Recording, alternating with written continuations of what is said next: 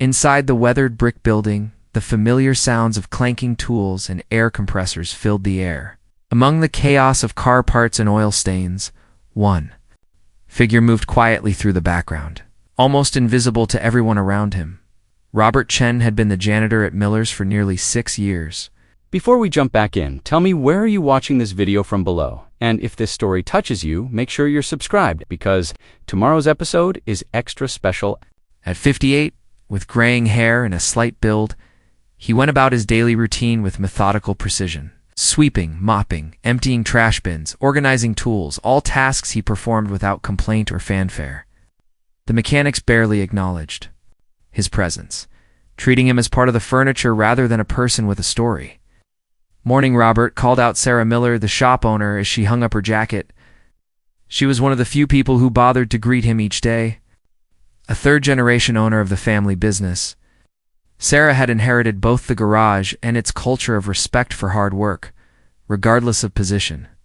"Good morning, Miss Miller," Robert replied in his quiet voice, continuing to arrange wrenches on the pegboard with unusual precision.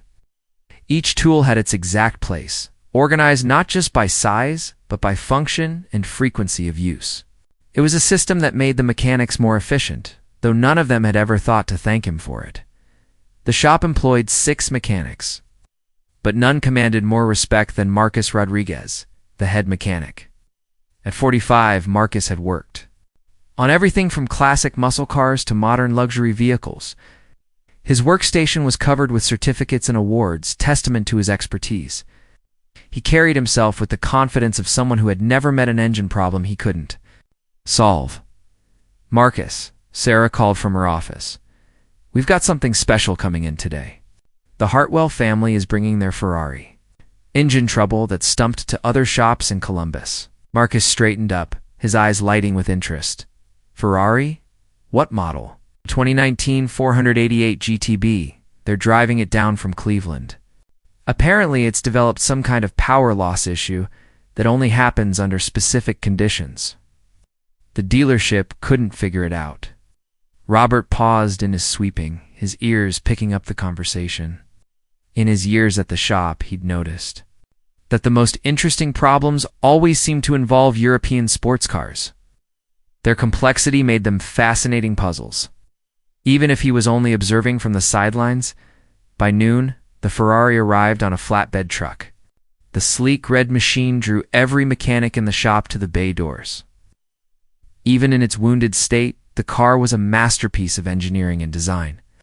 The owner, William Hartwell, was a successful businessman in his 60s who clearly took pride in his automotive collection. "The problem started about 2 weeks ago," Hartwell explained to Marcus as they stood beside the Ferrari. "It runs perfectly fine for normal driving, but when I try to accelerate hard, especially after the engine's been running for more than 20 minutes, it just loses power." "No warning lights, no obvious symptoms?" Marcus nodded, already formulating his approach. "We'll start with a full diagnostic scan, check the fuel system, ignition timing, all the usual suspects." Robert continued his work nearby, but his attention was fixed on the conversation. He'd heard similar descriptions before. Something about the specific conditions mentioned triggered a memory from long ago. Over the next 4 hours, Marcus and his team ran every test they could think of.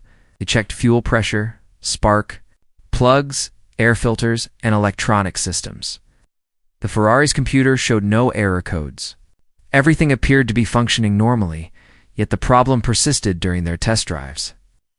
"This is frustrating," Marcus muttered, wiping sweat from his brow. "It's like the car is hiding something from us." The other mechanics gathered around, offering suggestions and theories. They discussed everything from carbon buildup to sensor malfunctions, but none of their ideas led to a solution. As the afternoon wore on, their confidence began to waver. Robert watched the proceedings with growing interest. He'd seen this pattern before: competent mechanics following standard procedures, running proper diagnostics, yet missing something fundamental. The Ferrari's problem wasn't complex because it was hidden in sophisticated electronics. It was complex because it required thinking beyond conventional troubleshooting. "Maybe we should call it a day," suggested Tom Bradley, one of the younger mechanics. Sleep on it. Come back fresh tomorrow. No, Marcus replied firmly. Mr. Hartwell, is paying good money for this repair? We need to solve this today. Sarah emerged from her office, having observed the team's struggles. Marcus, you've been at this for hours. It's time to consider that this might be beyond our capabilities. The words stung Marcus's pride he'd built his reputation on. Solving difficult problems, and the thought of admitting defeat on a Ferrari repair was almost unbearable. I'll bet anyone in this shop $1,000 that this car can't be fixed by tomorrow morning, Marcus declared, his frustration boiling. Over. This isn't just a repair. It's some kind of manufacturing defect that requires factory-level expertise. The shop fell silent. $1,000 was serious money, more than most of them made in a week. The mechanics exchanged glances, but none stepped forward to accept the challenge. From the corner where he was emptying a trash can, Robert straightened up. The conversation had triggered something in his memory, a similar problem he'd encountered decades ago on a different car, a different life. The symptoms matched almost perfectly. I'll take that bet, Robert said quietly. Every head in the shop turned toward him. The mechanics stared in disbelief. Marcus's expression shifted from surprise to something approaching amusement. You serious, old man? Marcus asked, his tone dismissive. You realize we're talking about a Ferrari here, not a lawnmower. Robert set down his mop and walked toward the group. For the first time in 6 years, he was the center of attention at Miller's Auto Works. I understand the terms, Robert replied calmly. Fix the car by tomorrow morning, or lose $1,000. Sarah watched the exchange with growing concern. She'd always respected Robert's work ethic, but this seemed like a recipe for disaster. Robert, you don't have to do this. Marcus is just frustrated. It's all right, Miss Miller, Robert said, his voice steady. I'd like to try. Well, who had been listening to the exchange with fascination, stepped forward. Wait a minute. Are you seriously going to let your janitor work on my Ferrari? Marcus laughed harshly. Mr. Hartwell, I guarantee you that in the morning, your car will be exactly the same as it is now, and I'll be $1,000 richer. Robert met Hartwell's gaze directly. Sir, I understand your concern. But if I'm wrong, you're no worse off than you are now. If I'm right, your car gets fixed. There was something in Robert's manner, quiet confidence that seemed out of place for someone who spent his days mopping floors. Hartwell studied him for a long moment before nodding slowly. All right, Hartwell said. Oh, but I want to be here. When you work on it, someone's going to experiment with my car. I want to watch. Robert nodded. That's fair. I'll need to work tonight after hours. Would 9 o'clock be convenient? Asterisk. As the arrangements were made, the mechanics began to disperse, most of them shaking their heads in disbelief. They'd seen Robert around the shop for years, but none had ever imagined he possessed any mechanical knowledge. Sarah approached Robert as he returned to his cleaning duties. Robert, are you sure about this? $1,000 is a lot of money? Robert paused, considering his response. It's Miss Miller. Sometimes life presents opportunities to use knowledge we thought we'd never need again. This feels like one of those moments.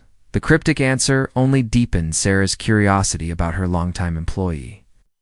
As she watched Robert resume his work, she wondered what other secrets might be hidden beneath his quiet exterior. The shop closed at 6.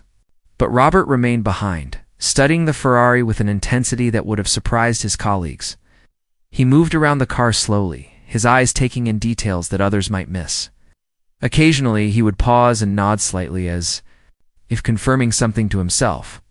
At 9 o'clock sharp, William Hartwell returned to find Robert already at work. The janitor had changed into clean coveralls and was examining the Ferrari's engine bay with a flashlight.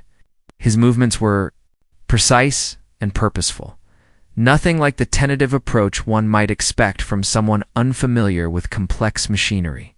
Find anything interesting? Hartwell asked, settling into a chair to observe. Robert looked up, his expression focused but calm. Getting reacquainted with an old friend, he replied.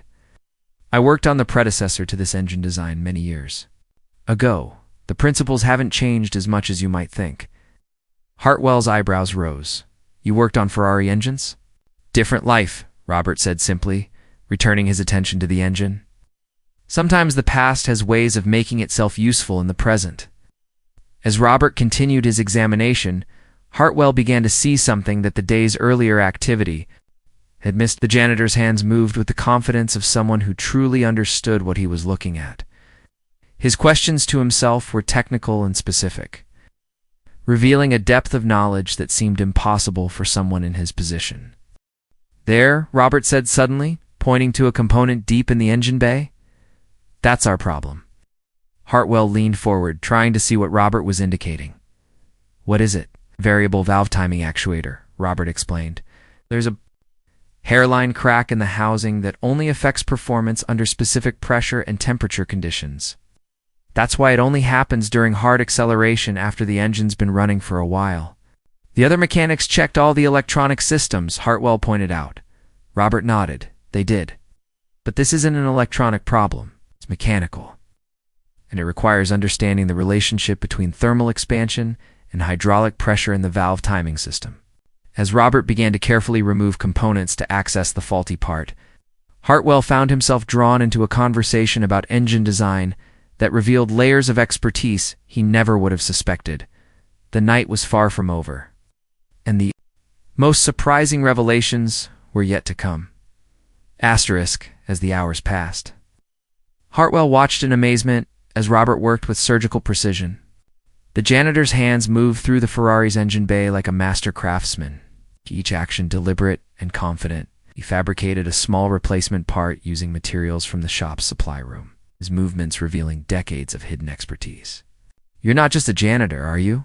Hartwell asked during a quiet moment. Robert paused, wiping his hands on a clean rag. I was the lead engineer for Rossi Performance Engineering in Italy for 15 years, specialized in high-performance valve timing systems for European sports cars. Hartwell's eyes widened. Rossi? They designed half the engines in modern supercars, including the foundation for this one, Robert confirmed, gesturing toward the Ferrari. I left the industry after my wife passed away. Needed something simple, peaceful. Cedar Falls seemed like a good place to disappear.